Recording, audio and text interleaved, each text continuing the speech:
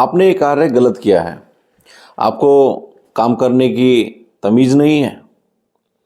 या हम बहुत सारे इस तरह के शब्दों का प्रयोग करते हैं जब हम किसी की गलती को प्रस्तुत करते हैं साथियों, या हम बताना चाहते हैं कि आपने एक कार्य गलत किया है और इसमें सुधार कीजिए। जब हम सीधे सीधे किसी को भी, बच्चे को या बड़े को या किसी अन्य को, जब हम सीधे सीधे ही गलत ठहरा देते हैं या सिर्फ उनकी गलतियों को प्रस्तुत कर देते हैं, तो क्या साथियों ऐसा करने पे वो अपने अंदर सुधार करते हैं? नहीं करते। क्यों नहीं करते? उसका भी मैं कारण बताता हूं। क्योंकि कहीं ना कहीं जब हम इस तरह से उनकी गलतियों को हम उनके सामने प्रस्तुत करते हैं या बताते हैं और उनको गलत ठहराते हैं, तो उनका जो बुद्धिमानी है, उनका जो गर्व है, उनका जो आत्मसम्मान है, उस पर सीधे सीधे हम चोट कर देते हैं साथियों।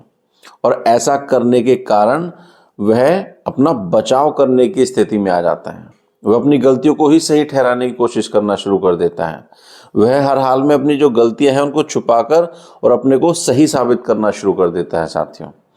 तो कभी भी जब भी हम किसी व्यक्ति से बात करते हैं, तो अगर उसने कोई कार्य गलत किया है या हम चाहते हैं कि उसकी कहीं ना कहीं गलती हुई है, उसमें सुधार होना चाहिए, तो आप इस तरह से उसको सीधे सीधे गलत मत ठहराइए। क्योंकि अच्छी से अच्छी परिस्थिति में भी लोगों की सोच या उनकी विचारधारा को बदलना बहुत कठिन होता है साथियों। आप इंस्टेंट किसी की विचारधारा को नहीं बदल सकते या उसकी सोच को नहीं बदल सकते।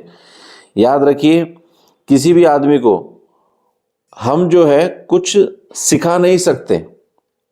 हम कई बार क्या सोचते हैं कि मैं सामने वाले व्यक्ति को ये बात सिखा दूं या ये बात जो है मैं उसको सिखाने का प्रयास करूं। तो एक बात आप ध्यान रखिए साथियों कि आप किसी भी व्यक्ति को कोई भी बात सिखा नहीं सकते। सिर्फ जब तक उसके अंदर से इच्छा उत्पन्न नहीं होती है, तब तक आप उसको सिर्फ और सिर्फ क्या करते हैं, सिखाने में मदद कर सकते हैं। लेकिन जब तक उसके अंदर से इच्छा डेवलप नहीं होगी, आप उसको कुछ नहीं सिखा सकते। जिस तरह से क्लास के अंदर 35 या 30 स्टूडेंट्स होते हैं और जब तक बच्चे के अंदर से कोई डिज़ायर उत्पन्न ना हो, तो वह फर्स्ट की, सेकंड की या थर्ड की रेस में खुद को शामिल नहीं कर सकता। अपने अंदर से डिज़ायर जो है, अपने अंदर से सीखने की जो एक तलब होती है, एक ललक होती है, जब तक वह पैदा नहीं होती है, तो आप किसी को गलत ठहराइए या सही ठहराइए, उससे कोई फर्क नहीं पड़ता है। तो सीधी सीधी क्या बात है कि आप अगर चाहते हैं कि भाई कहीं कोई गलत कर रहा है तो उसको कैसे सुधारा जाए, तो आप एक जो सेंटेंस है वो ये बोल सकते हैं कि हो सकता है मैं भी गलत हूं, लेकिन यह एक अवलोकन का तथ्य है या अवलोकन इस पर किया जाना चाहिए। जब आप खुद को भी यह ठहरा देते हैं तो सामने वाला भी तैयार हो जाता है कि भाई हाँ, इसमें हम कुछ सीखें या इसमें हम कुछ जांच परख करें। लेकिन अगर आप किसी को सीधे सीधे गलत ठहरा देते हो, जैसे कि बहुत सी बार हम किसी को भी गलत ठहरा देते हैं, हस्बैंड वाइफ की, भाई तुम्हें ये नहीं आता, या अपने बच्चे से तुमने क्या पढ़ाई की है, या बहुत सारी तमाम हम जो है दिन भर में ये बोलते रहते हैं, हम एक दूसरे को जो है सिखाने का प्रयास करते हैं। तो याद रखिए, हम किसी को कुछ नहीं सिखा सकते, सिर्फ सिखाने में मदद कर सकते हैं। और यदि हम किसी को सीधे सीधे गलत ठहराते हैं तो साथियों उसका जो है ईगो हर्ट होता है, उसका आत्मसम्मान जो है कहीं ना कहीं उसको ठेस पहुंचती है, तो वह अपना बचाव करने में लग जाता है। तो आगे से आपको कभी भी किसी को डायरेक्ट जो है गलत नहीं ठहराना। आपको कैसे बोलना है कि आपने कार्य तो सही किया है, लेकिन यहाँ पर जो है थोड़ी सी कमी रह गई है। या आप ये ऐसा भी बोल सकते हैं कि हो सकता है जो मैं बता रहा हूँ वह भी गलत हो। ऐसा नहीं है कि मैं ज्ञानी हूँ, लेकिन हो सकता है मैं भी गलत हूँ, लेकिन आप भी इस पर थोड़ा सा विचार करिए, यहाँ पर कुछ गलती लग रही है या महसूस हो रही है। ये एक अवलोकन का मतलब, इस पे जो है अवलोकन किया जाना चाहिए। जो सुकरात जी हैं, सुकरात हमेशा जो अपने अनुयायियों से क्या कहते थे कि मैं केवल एक ही बात जानता हूं। सुकरात जो है वो अपने अनुयायियों से क्या बोलते थे कि मैं एक ही बात जानता हूं कि मैं कुछ नहीं जानता।